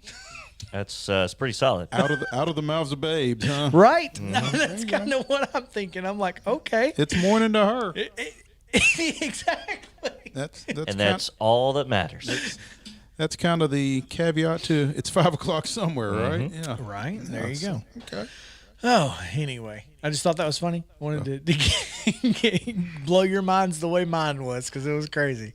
All right, Chris, we put this off about as long as we can put it off. We have put it off as long as we can. Let's talk a little Braves. Once again, the Atlanta Braves lose a series in which they outscore their opponent. I'm tired of hearing this. Tired. The Milwaukee Brewers run differential went down this weekend and still got 2 out of 3. They were outscored, 14-12? 14-12. The Brewers were outscored 14-12 and took 2 of 3. Because the one game the Braves won, they won at 8-1. I'm so tired of this. So tired of it. And we lost the game by 4. We lost 9-5. And still outscored for the weekend. It doesn't make any sense. I mean, now it's like, hey, Dansby, instead of hitting a grand slam and all these other home runs in one day, can we just spread them out a little bit? Because we could have really used it. Because if he had hit one Saturday and one Sunday, we could have won both those games. That's right. But ifs and buts, we're candy and nuts. We all have Merry Christmas. There we go. Yeah. Nobody's having a Merry Christmas around here if you're a Braves fan. Especially if it's Christmas in July. Brutal. Yeah. Dropped 2 of 3. 52 and 54 now, idle today before opening a 3-game series tomorrow at Busch Stadium, home of the best fans in baseball. If you don't believe it, just ask them. Max Fried 7-7 with a 4.32 ERA going against the recently acquired John Lester. I'll tell you what, this Cardinals rotation, if this was 2014, they'd be World Series champions. No question. Zero question. But it ain't. And the average age of their starting 5 is like 36 and a half. Yeah. The Braves should go in. They really should go in here and take care of business. Well, I mean, if they didn't play badly this weekend. No, and that's the thing. There wasn't anything necessarily. Milwaukee's pretty good. They're The problem 63 is, and 43. The problem is that their Sunday starter was a guy that we should have scored more than 0 runs against. There was no excuse To not score against them. to not score runs. And again, Austin Riley, the only freaking guy who can get a hit, apparently. The Braves were 2 for 9 with runners in scoring position. And one of those was Riley's RBI single in the 6th or whatever. I mean, over his last 15 games, Austin Riley's hitting .370 with a slugging percentage of .815 and 7 home runs. Over his last 7 games, he's hitting almost .390 with a .962 slugging percentage because he's hit 5 home runs in 7 games. 10 hits, 13 RBIs. Only 8 strikeouts, which for him, that is an only. that's an only. I mean, this is a guy who's not just hitting home runs, though. I mean, RBI single yesterday, had an RBI double on Friday. It just and Brian Jordan during yesterday's telecast was talking about how patient he has been at the plate here of late, which, you know, he's gotten himself out a lot over the course of his career, and I think maybe you're seeing the next step for him as his plate discipline is getting a lot better. I didn't know he was from Memphis or was born in Memphis. Played at DeSoto Central. Yeah. So, yeah, he was probably born in Memphis. I mean, if you're from that area. Yeah. Unless you're born at the Civic Center, you're born in Memphis. Yeah. So, yeah. That's but as long as he keeps up what he's doing, and if at any point these guys who we just picked up are able, which, I mean, we saw Julio, Jorge Soler. See, I don't even know who these people are. He hit a ball so freaking hard either yesterday or Saturday. I don't remember which it was. I mean, he hit it to shortstop, and the guy went down, speared it some kind of way, came up and spun and threw wide. But, I mean, it was just a bullet. And he's a big guy. He's hitting the ball really well right now. Yeah. And he makes a really good number 2 hitter. Yeah, I was surprised to see him in the number 2 spot, but I thought he did a pretty good job. Like I said, he hit a bunch of balls hard yesterday. You've got Jock Peterson leading off. You've got Soler, Freddie, Ozzie, and Austin in that 4-5 hole, however you want them. You've got Dansby, and in the next week, you'll have Travis d'Arnaud. All of a Then sudden, you're just worried about the 8th spot, and who cares? All of a sudden, this lineup gets a lot longer, and you can afford Heredia then in the number 8 spot, who's got 23 doubles. And I'll take it, which is good enough for second on the team and top 10 in the National League. Yeah. So, and that's the thing is we're sitting here, we're all frustrated because we should be, but this, I mean, if you had told me in May that this was going to be our outfield, I probably would have just not watched. I'd have just thrown my hands up and been like, "This is ridiculous. Are you kidding me? No, I'm good. I'm done." But instead, they've been nothing if not entertaining. Yeah. yes, it gives me heartburn. Yes, my heart can't take it. But it's almost like you can't not watch it. Kind of train wreckish. Because you never know at what point they're going to score 20. It's going to turn around. Yeah, and it's going to have to. I mean, they're getting to a point, again, they're 2 games under 500. They're 52 and 54. They've not been over 500 all year. At some point, this team has to string some wins together if they're going to win the NL East, which is winnable. Ironically, the Mets did not gain any ground this weekend. Still 4 games up for all that. After losing 2 of 3, the Mets did not gain any ground. Now, we didn't either, but still. But they're not pulling away, They're not pulling away. As they should be. I did see a stat, and this one was interesting. 28 of the remaining 50-something games against the East are against teams that sold at the deadline. Oh. So, and then you've got the Mets, who you still have to play at least once more. I'm not sure if it's more than once. I know they play them at least once more. And the Phillies, you got to win those 2 series. Absolutely. And but if you do, I mean, you're probably going to win the NL East. And you're going to have Enoa. You're going to have, Smiley 100%. You're going to have Morton. You're going to have, I mean, this is a team that it would be very Braves-ish for this team to win the East with an 84 and 82 record or whatever it would be. 84 and 78 record. Yeah.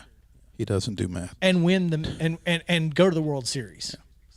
Yeah. Like, that would be a Braves thing.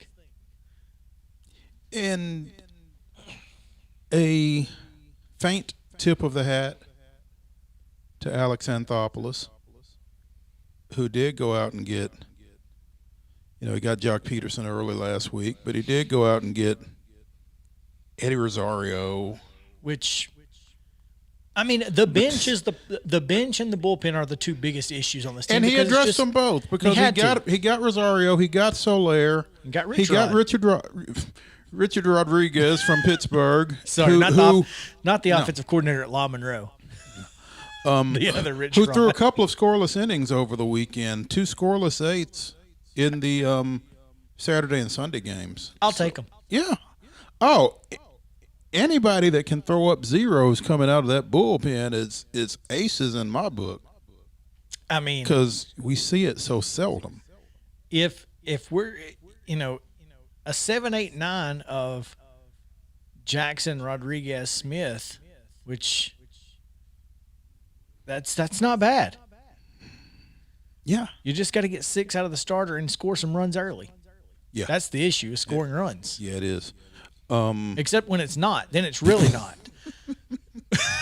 There's the issue right there. This day in Braves history, on August 2nd, 1959, Bill Bruton hit bases-loaded triples in both the first and 6th innings of Milwaukee's doubleheader nightcap against visiting St. Louis. His 6 RBIs powering the host Braves to an 11-5 victory. The win salvaged a split of the twin bill as the Cardinals won 4-3 in the opener. I'm sorry. That's got to be one of the most unique things to happen in baseball. 2 bases-loaded triples. Hitting 2 triples in a game has to rarely happen, but you did it twice with the bases loaded in the same game. Wow. Yeah. Oh man, that's a good one. Thank you. That was a good one. My dad asked me over the weekend. He said, "I know Mo does that this day in Braves history, but how is he with Braves trivia?" He said, "What does he know? How much does he know about Hank Aaron's 7/15?" And I'm like, he probably knows anything you want to ask him. But he did say, what number was the pitcher? I think he was 44 as well. That's right. Yeah. He asked me 2 or 3 questions, and I was like, I'm pretty sure he could probably tell you all of them. Try me, Chuck. Yeah. Try me. He said, get at me. Yeah. Sounds are off tonight. 44 and 33 after getting swept yesterday by visiting Columbus. 6-0 in the completion of a suspended game. 2-0 in the originally scheduled contest, which was shortened to 7 innings.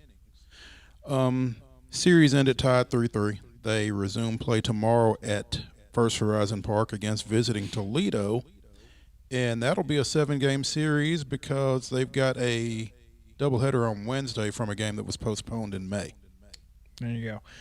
Hey, real quick, going back to the NL East. I don't know when the Braves play the Mets again, but the Mets on August 13th get LA at home for a 3-game series. Then they fly across the country and they get the Giants for 3, the Dodgers for 4 more, and then they come home for the Giants for 3. That 2-week period could be a big 2-week period for the Atlanta Braves. You need to look and see who the Braves are playing. But yeah, that's a tough one. And the Dodgers picking up Scherzer and Turner over the weekend. So there you go. Nuts. Nuts. Let's take a break. We got college football on the other side of it. Stick around. Southern Middle Tennessee Sports Today, presented by Mid-Tennessee Bone and Joint. Right back after this.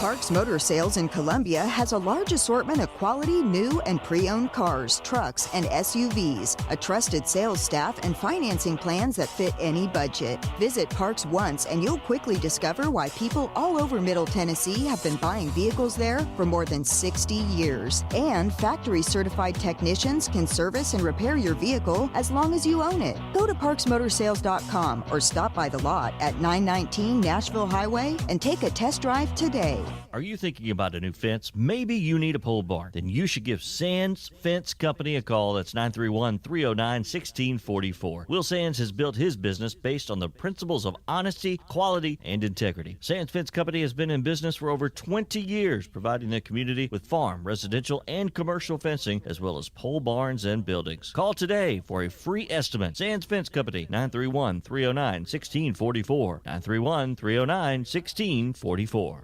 Hi, I'm Steve, the garbage man. Have you been hauling your own garbage to the convenience center? Are you tired of doing it? Does your work schedule keep you from hauling it off regularly?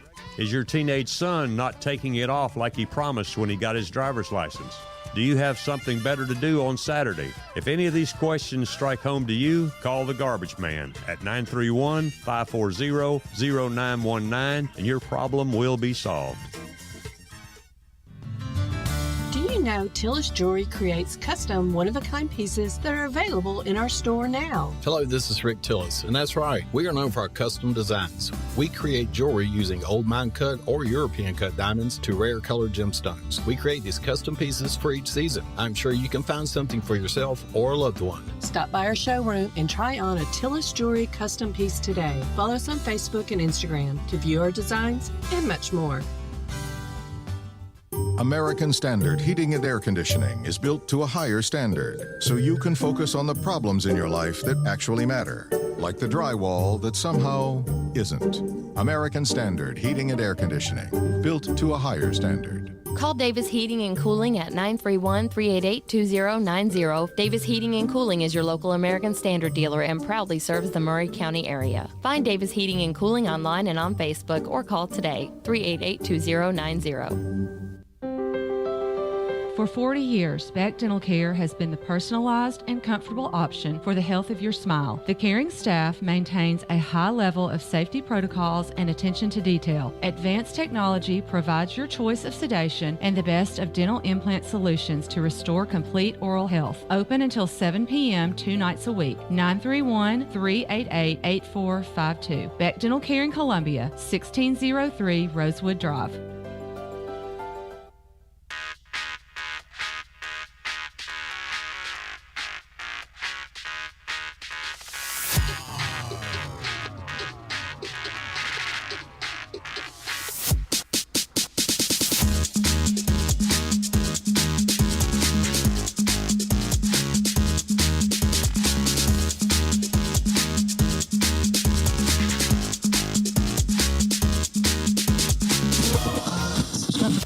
Covering the teams you care about. It's Southern Middle Tennessee Sports Today.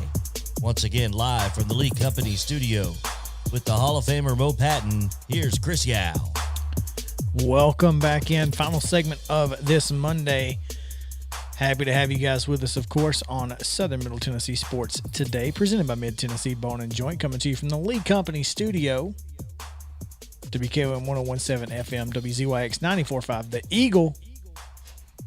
Glad to have you all with us, and hope that you will continue to be with us for the rest of the week as we continue covering high school football and college football and Braves and everything else in between, from preps to pros, right? Just what JP says. That's what they say.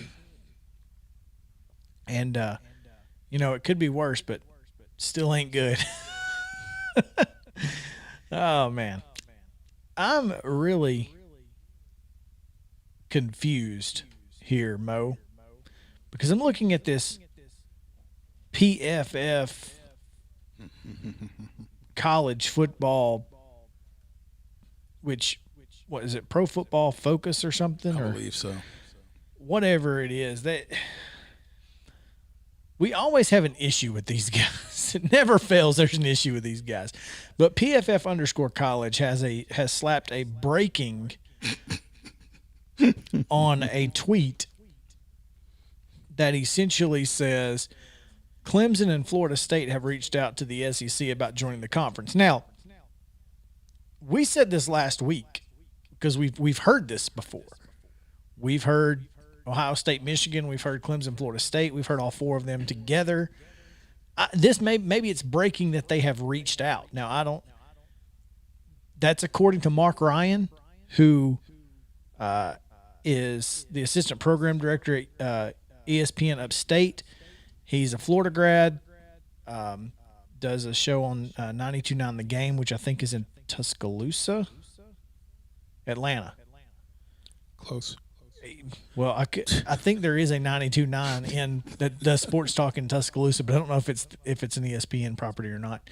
But Mark Ryan basically says the SEC is concerned that streaming numbers for Clemson, Florida State don't bring in what Oklahoma, Texas do. And the only free agent out there who could produce that type of streaming or viewership is Notre Dame. Notre Dame to the SEC? Yeah, okay. Because if they're going to join a conference, the SEC is it's going to be it. Yeah, okay. Yeah. There are those outlets that will slap breaking on things just because they are the ones writing about it, regardless of who else knew about it or who else wrote about it. So, there is that. But that being said, Clemson and Florida State make sense. We've said that on this show. If anybody makes sense, it's those two. Yeah, in fact, streaming numbers aside, I think that there is a train of thought that says that Clemson and Florida State make more sense than Texas and Oklahoma. The thing is, Clemson and Florida State don't expand the SEC footprint the way Texas and Oklahoma would. There's that. And also, I think at this point, Texas and Oklahoma get you to 16 teams, which I think is pretty workable. It's an opportunity to do some weird stuff, but it's workable. Not that weird. But two more teams screws it all up. With the current configuration gets you to 18 teams, and I don't know that 18 teams works. And then which means you're getting rid of somebody. Either that or you're creating two conferences with 8 conference games. You've got 9 teams in each side, and you don't play across you just create 2 different conferences, the Southeastern Conference East and the Southeastern Conference West, and you don't play across. You just play 8 conference games, and if you want to schedule somebody over there, great. If you don't, that's fine too. And then the champions play at the end. That's the only thing I can think of. But that just it doesn't make sense. Oh, buzz. But I've got a question. You talk about Clemson and Florida State about not spreading the footprint. To be a little contrarian right now, I don't think this is about the footprint anymore. It's not anymore. It's about the money.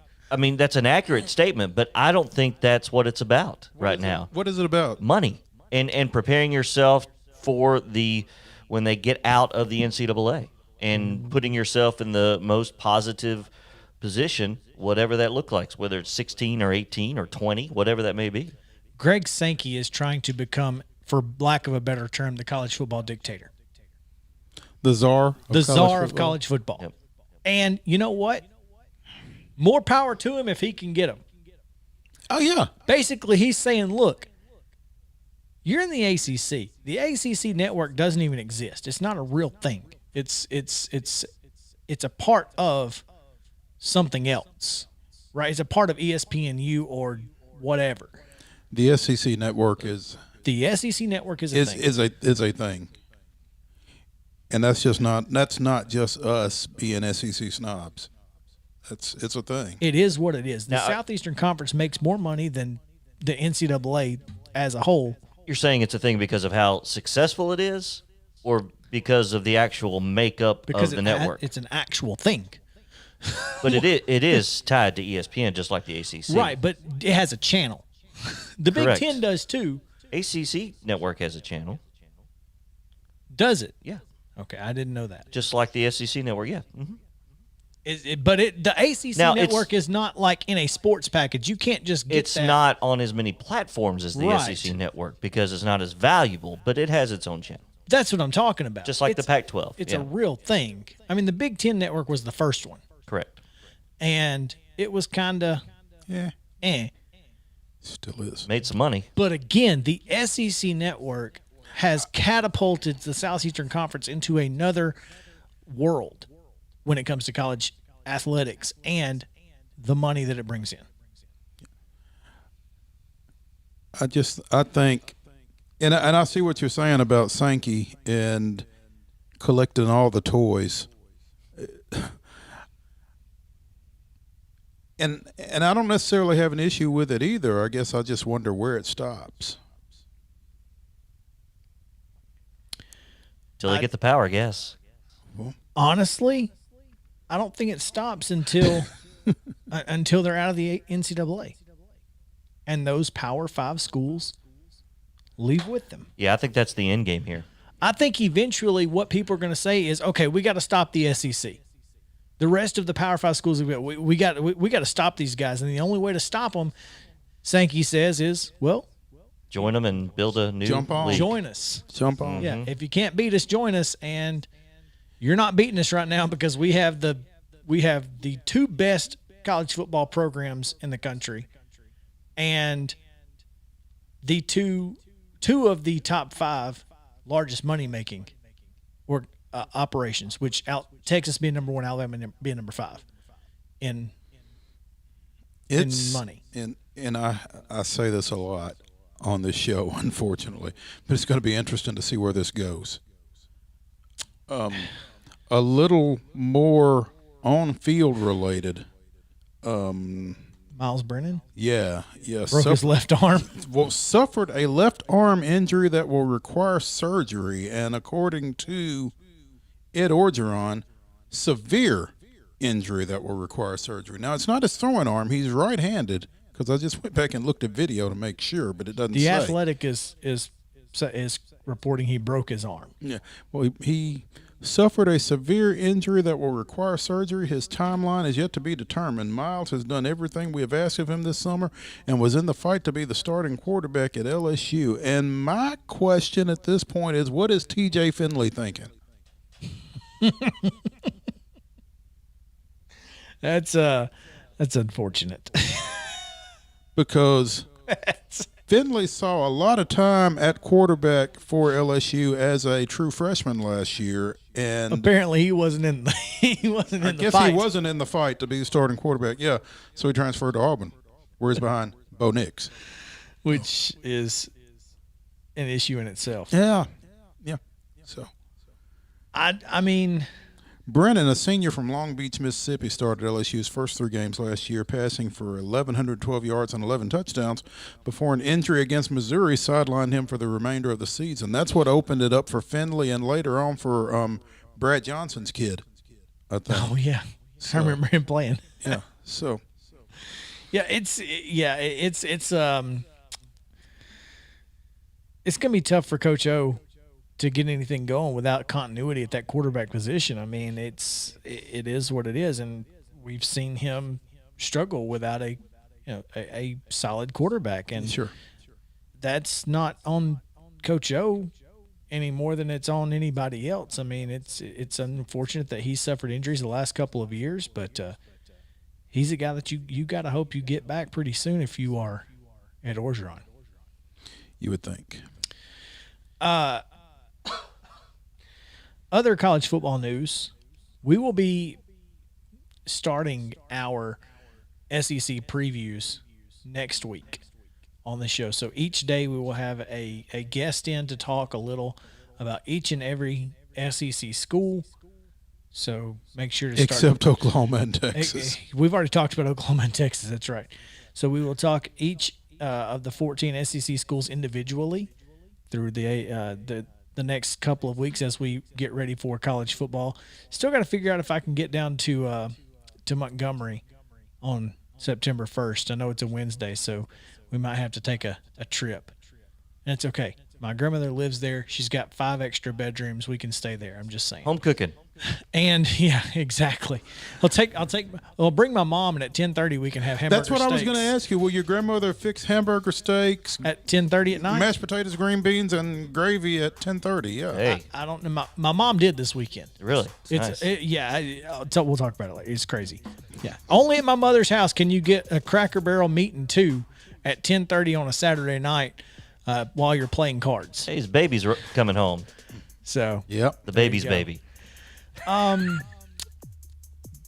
Gulf South Conference Media Day tomorrow, live on Flow Sports Network. Flow Sports. Flow Football at Flow Football. Check it out. 9:00 tomorrow. On we know the guys down there. We do. We love the GSC.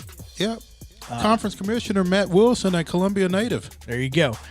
All right, that's going to do it for today's show. We'll be back tomorrow, 4 o'clock on Southern Middle Tennessee Sports Today, presented by Mid-Tennessee Bone & Joint. Glad to have you with us. We'll talk Huntland football tomorrow, so make sure to stick around with us on down in Franklin County. We appreciate you. For Mo Patton and JP Plant, I'm Chris Yow saying have a great day and stay cool, Columbia.